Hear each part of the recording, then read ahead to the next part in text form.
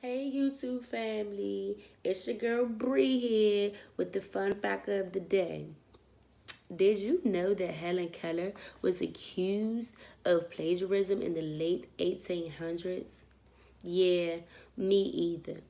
According to sources, she was accused of plagiarizing her story, The Frost King, which she wrote as a birthday gift to Professor Michael Agnes at the Perkins Institute for the Blind. Agnes was so impressed with her work that he decided to publish it in his journal.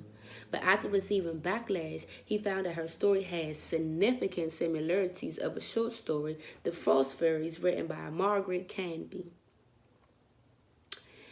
Anne Sullivan, who was Helen Keller's teacher, was responsible for teaching Helen how to spell. She did this by placing objects in Helen's hand or placing Helen's hand onto an object and using her free hand to sign out the spelling of the word so Helen could make the mental correlation of the object and the words being spelled out into her hand. This is how she learned this is how she began writing.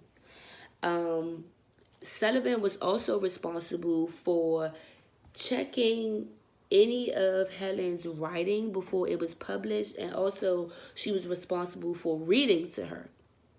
So, Helen claimed that she had no recollection of being read the short story, but later on, after being interrogated for 2 hours by 8 members of the board at the Perkins Institute, little 11-year-old Helen willingly admits to having been read the short story the previous fall.